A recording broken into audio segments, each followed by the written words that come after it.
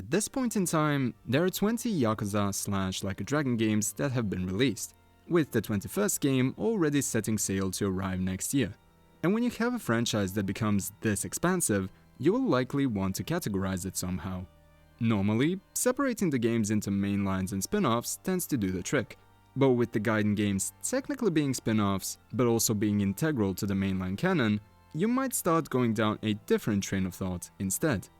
So, here's a question. Which of these games are actually canon, and what would the term canon even imply here? Well, whatever your definition of the term may be, most of the Yakuza community would, at the very least, write off one of these numerous spin-offs to truly be non-canon just by nature of the absurdity of its premise. The game in question being the one and only Yakuza Dead Souls. Since it is spooky season, I wanted to cover a topic a la last year's ghost-related discussion surrounding Yakuza 6, and much like with that video, this one too should be taken with a genuine truckload of salt.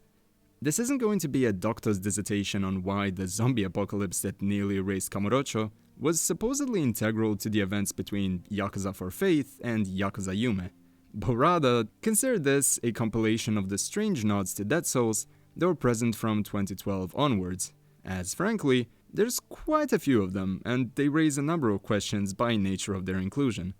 With that in mind, we might as well begin with the one callback that jump-started the writing of this entire script, and fair warning, this will contain a spoiler for one of the reminiscing points in Like a Dragon Infinite Wealth, so please proceed with caution.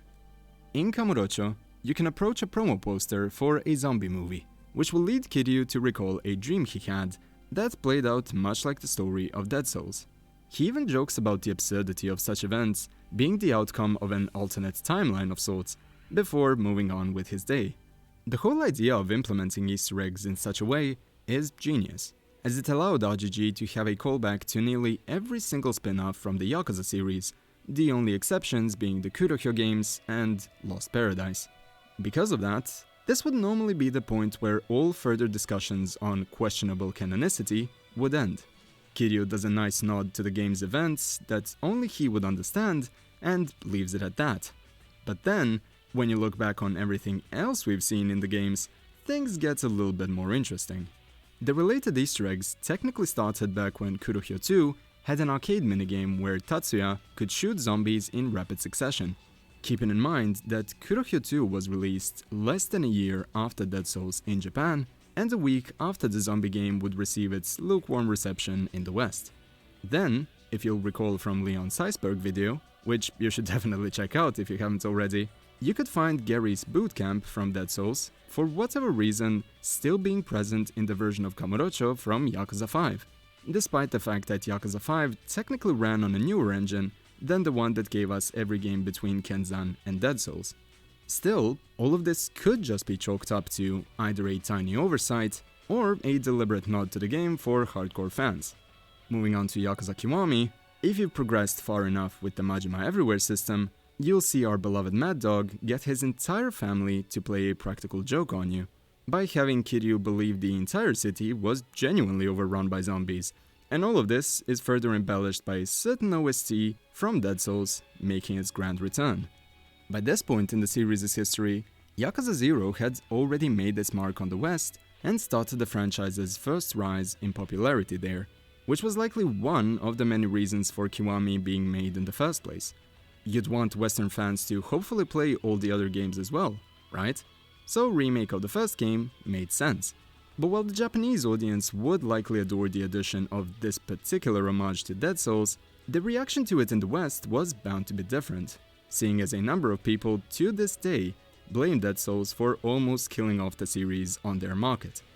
After all of this, you'd think that the Easter eggs would have ultimately slowed down. But not only did the first Judgment have a dedicated arcade shooter that used many of the notable enemy designs from Dead Souls, while also paying homage to House of the Dead, but Lost Judgment even saw it fit to follow up this Kamuro of the Dead with a sequel of sorts called Hama of the Dead. Normally, if you spend too much time pondering about the canonicity of certain events in relation to the overall world of Yakuza, you'd likely wonder how these implementations have come to be if the events from 2011 never happened in the first place. even though the obvious answer to the conundrum would be that this is all just a case of some fun fan service being at play. However, this conveniently ties into another, even more important question, which would be, why is Dead Souls, of all games, so omnipresent? We've had no shortage of spin-offs in the Yakuza series, and yet Kenzan, Ishin, and Kurohyo have all been outdone in terms of pure outpourings of love by the very entry that most fans tend to skip over during their respective series deep dives. You'd think that a remaster or a sequel to Dead Souls would have been one of the quote-unquote budget releases RGG would make in between their mainline entries, considering how Dead Souls in particular just keeps popping back into discussion. But judging by the comments made by numerous members of RGG Studio, they don't really have an interest in further looking back with the series, instead focusing on making brand new games with new ideas moving forward. But then Yokoyama-san also cheekily said that Kiwami 3 was an inevitability during one of their streams, so who knows what's certain at this point. Anyway, with all of these homages out of the way, we could realistically end the video here, seeing as the idea of the critical path of the main lines still having ties to the zombie apocalypse sounds a bit too strange to be true, even by Yakuza standards. However, there is one more overarching oddity that is at odds with that premise. One of the things that I've noticed in revisiting Yakuza 5 over the years is that certain additions in that game's narrative will feel a tad out of left field if you only played the mainline entries while working your way up to the newest releases.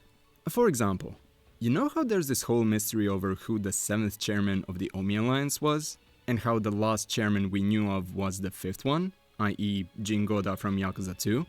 Well, what the hell happened to the 6th chairman? Well, as it turns out, he was briefly shown in Dead Souls, conversing with Taigo over the events that led to the invasion of Kamurocho, and we never saw the guy afterwards. Then, there's the fact that a certain very important cutscene towards the end of Shinada's part in Yakuza 5 involves Majima meeting with the 7th chairman in an obscured interior.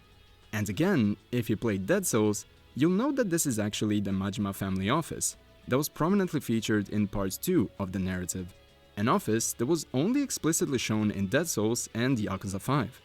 To top it all off, we obviously need to address the nature of Ryuji becoming a Schrödinger of sorts for the series' current continuity. He was mysteriously brought back to life in Dead Souls, which most of us wrote off as just a fun addition to show a what-if scenario for a fan-favorite character. But between everything we discussed thus far, and the fact that the most recent Yakuza games have retconned a number of character deaths, you kind of have to wonder if we'll see even more nods to the zombie apocalypse of 2011 moving forward. Spoilers for Like a Dragon Gaiden, The Man Who Erased His Name incoming, but this game in particular has likely been the biggest offender regarding Ryuji potentially being revived in the mainline entries as well, between the amount of nods to him in a specific Goda-centric sub-story and the cage fight at the castle. We might write all of them off as funny cosplays or body doubles, but much like with Dead Souls itself, why do we keep bringing these things up unless we're testing the waters for a grand twist down the line? Ultimately, I think the answer to this and many other questions in this video can just be, well, because it's fun. This series has been no stranger to stuff like kappas, UFO sightings, ghost sub-stories, and so on. But while most of these examples have been relegated to side content only, even the critical parts of this series have had their own levels of absurdity that were ultimately an integral part of their DNA. While we may paint the series as a purely serious crime drama, ironically or otherwise, the reason why the more emotional parts of the games hit so hard is because we would also take the time to relax with these characters. Sticking to purely serious or purely comedic approaches wouldn't have made the series as legendary as it is. Instead, it was a matter of knowing when to be serious and when to take a breather, which is why even a game as comedic sounding as Dead Souls has moments that were genuinely emotionally moving, and they caught us even more off guard than the mainline twists could, because we didn't expect a zombie game of all things to further flesh out our beloved cast successfully.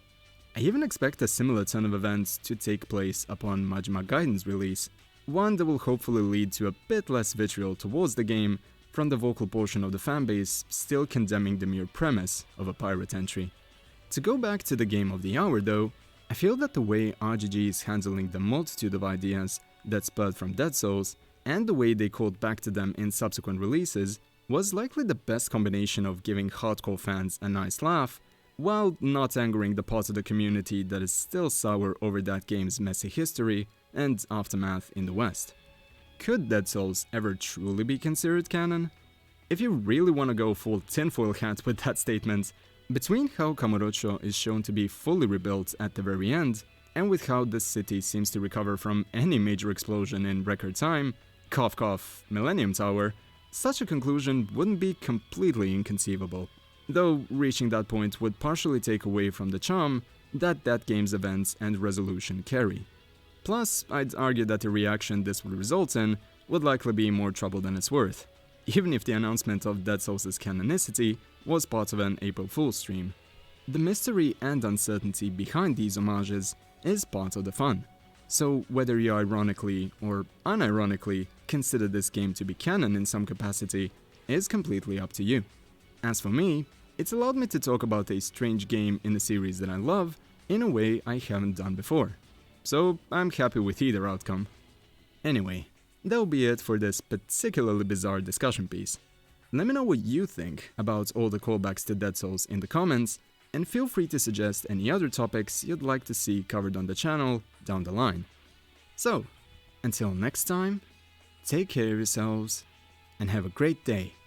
Cheers!